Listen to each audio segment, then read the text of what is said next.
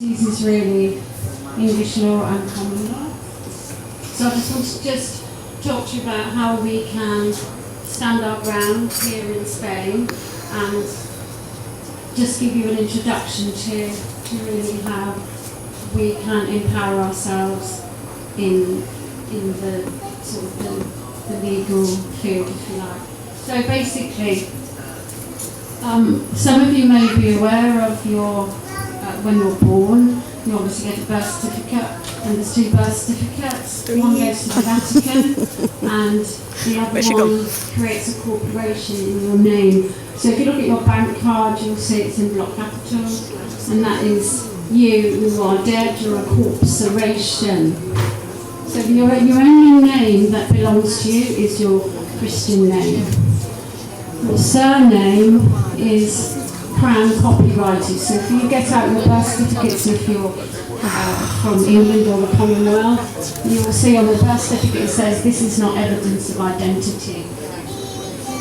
It's there in plain sight. And the other thing you need to be aware of on your birth certificate is it's in boxes. Does anybody know what the four-corner rule is? So the four-corner rule means that if something's in a box, it means it's a completely separate document. So for example, when you go to the bank and you take out a loan or a mortgage or whatever, you sign, it's normally in a box or for your passport. That is not on the document, it's a completely separate document. And behind the scenes they'll create securities in your name. So for example, everybody here has a bond or multiple bonds, and you can go and look them up. So you can go to Treasury Direct, you put in your birth certificate number, or even your national insurance number. In Spain it would be your NIE or your TIE. And if you go onto the Securities and Exchange Commission and it has Edgar, you can put that number in and you can find your bond. And this is the really interesting part, and this is what I'm working on at the moment, and I'm actually writing a book, so I'm doing sort of research, and it's like so many rabbit holes you go down. But just to give you a taste of what that might be. So when you're born, they create a trust.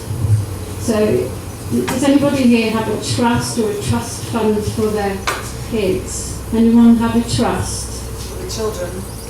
Good. So what everybody needs to do, if you want to secure either your children, remember your children don't belong to you, they belong to the state. As soon as you register them, they become the property of the government. So what you need to do is get them out from under those bastards, and you must put them into a trust. So I advise everybody to go and do some research on trust. Anyway, the way to protect your property is to put it into a trust. Everybody knows about the Rockefellers, can own nothing, control everything, that's their mantra. Same with all the evil going on in the world, the Gates Foundation, it's all done through trusts. So what we need to understand is we need to empower ourselves and say, right, how do they do it?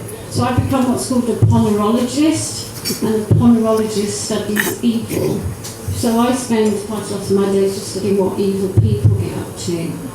And then that's how we fight them, because we need to understand how these, are there any young people here, how these fuckers operate and how we fight them. We have to go into their realm and we have to fight them.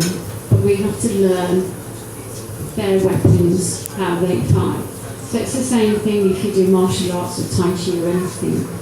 It's an energy level, as above, so below. If anybody here is religious or spiritual or, into Christianity, if you go back to the Bible, even if you don't believe, if you go in and you take the Bible and you substitute the word God and put in the word contract, that will give you an insight into what that document is really about.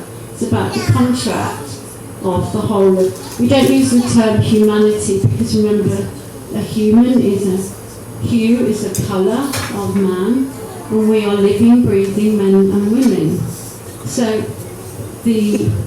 I suppose you would call it the great deception is that in every piece of legislation, anywhere around the world, every statute in the entire world, it talks about a person or persons. You are not a person. Put your hand up if you're a person.